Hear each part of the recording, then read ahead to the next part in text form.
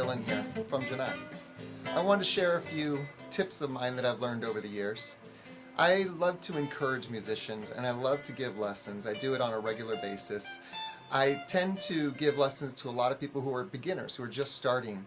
I was self-taught. I've been playing for about 30 years. I've had a handful of lessons throughout the time.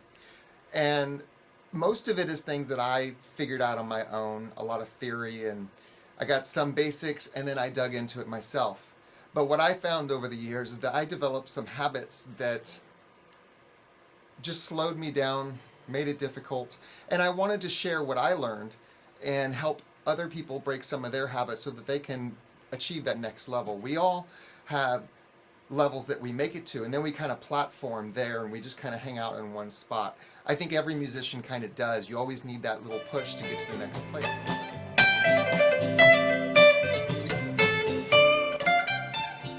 Sometimes it's just a simple technique that can help you make it to that next level.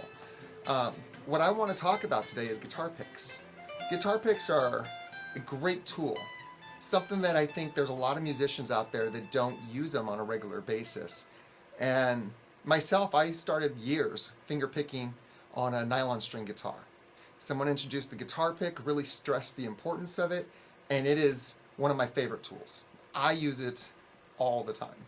I could play without it, but I prefer to use it because of the dynamics that allows with it. I mean, it's a pretty fantastic tool. You could do a lot of things with it, and I feel that a lot of people come at the guitar pick apprehensive because they typically drop it or it's moving in their fingers. But once you understand how to use it, man, it's a fantastic tool. I just love using guitar picks. It really can help open up a lot of your playing. Let's talk about the guitar picks in general. The type of guitar picks there are. There's so many different varieties out there. Again, I like to use a medium white Fenders. It's simple, it's easy, there's some flex to it, and there's some rigidity for what I'm doing. It works great for my style. A thin guitar pick is going to flex a lot. So if you do a lot of strumming, that's fantastic because there is some flex to the guitar pick and it makes it a little easier. Thin guitar picks tend to break when you're using them though. So keep that in mind. Always have extra guitar picks handy. I like to hang them on my microphone stand. I tend to have 3 or 4 or 5 guitar picks for any show. And there's times even with the mediums I'll break them during songs, and sometimes I'll break 2 or 3 in a show, sometimes none, just depends. There's so many different varieties of guitar picks. There is guitar picks that are cardboard, leather, wooden, there's nylon and plastic, there's different gauges. The thinner, again, is great for strumming, lots of flex, but they do break. The heavy gauge is much better when it comes to doing solos and stuff because you have that rigidity. The flex in your guitar pick is not there, so you can move faster because you don't have the flex of the guitar pick. You're the one controlling how fast you're moving it. There's guitar picks with bumps on them, there's guitar picks with grip on them, there's guitar picks with holes in them so that your fingers can kind of hold on to it. Again, I like just a basic medium white Fenders. These are fantastic. I like to do little pictures on them. All my little guitar picks are unique. And what else I like to do, I sign all my guitar picks. I date all my guitar picks. And with that, I sell them at my shows. They're little signed pieces of art from a future rock star. So, if you're at a show, talk to me. I've got lots available. They're very cool, lots of detail. Now I'm wearing glasses and using a magnifying glass, so I'm getting some pretty awesome detail in these things.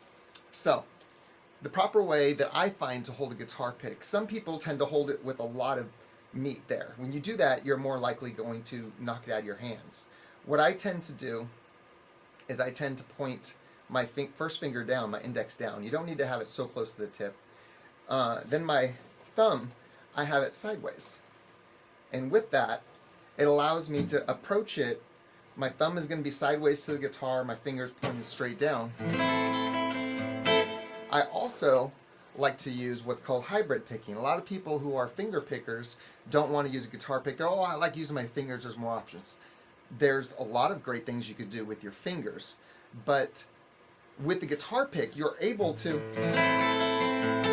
create some great dynamics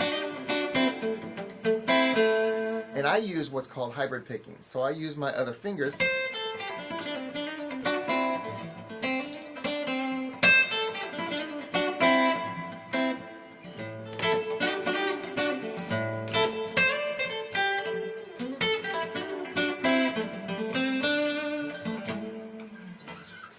Some of the things that I see people doing when it comes to the guitar picks, and just their strumming in general, I see people who are do nothing but downstrokes. That cuts your time in half of what you're able to do with upstrokes as well.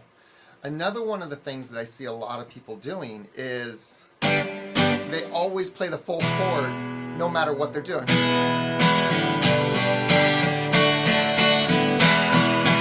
You don't need all that. You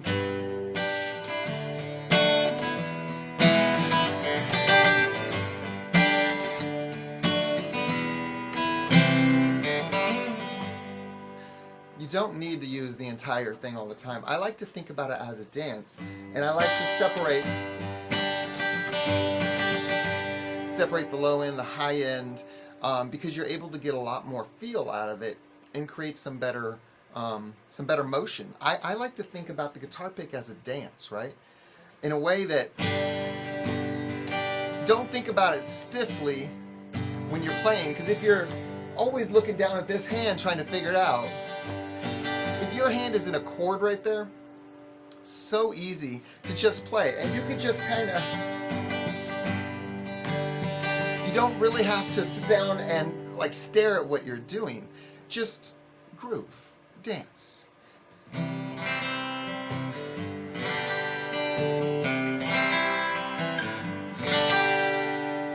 Something like that with your fingers.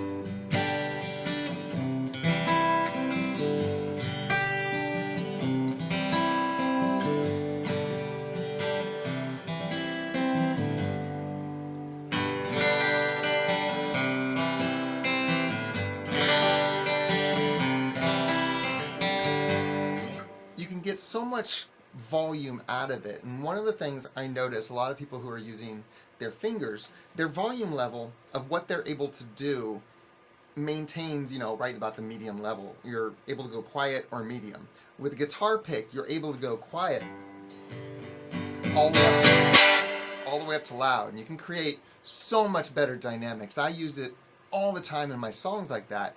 I'll tend to start off my songs very kind of mellow, with just a little bit here, and then as I get into the song and the song progresses,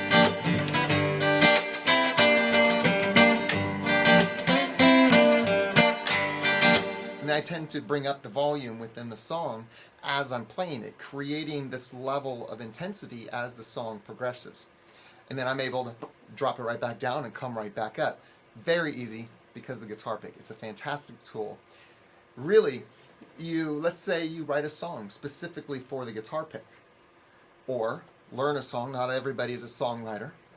Learn a song specifically for the guitar pick, and if you introduce that and always use a guitar pick on that one song, it'll help to create a little bit of a habit, and next thing you know, you're probably not going to not use it. It'll be rare after a while. My neighbor is a great example, Sarah Rywich. She was very opposed to using a guitar pick for quite a while. I got her to use it, showed her some techniques, gave her some time with me. I'd play on the drums, and she'd be jamming around or whatever, and I'd show her a few things. And next thing you know, she loves it. She doesn't write songs without the guitar pick anymore. It's pretty rare, which is fantastic. I love that.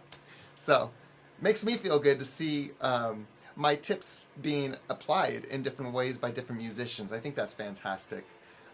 So, guitar pick, I think it's a fantastic tool, and if you haven't yet begun to use them, give it a shot, give it a try. Again, it's not for everybody necessarily, but to me, I think it adds so much versatility to what you're able to do with this instrument.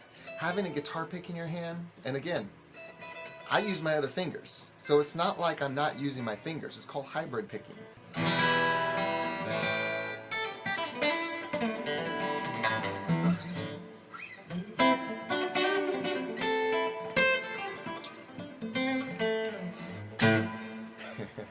So yeah, give it a shot, have some fun with it. I promise you'll dig it after a little while. It doesn't take too long to create that habit, and once you understand how to use it, it's fantastic. I wanted to share with you some of the guitar picks I've recently been doing. Every one signed, clear-coated, protected. They'll last for hours of playing. Every one has a signature and a date to it. Like I said, you can get your own signed piece of art, abstract or not, at one of my shows. Just gotta talk to me. One other thing I need to say, smash that like button, subscribe to the channel if you have not already. Thank you so much for all of your support, and I look forward to seeing you at the next show.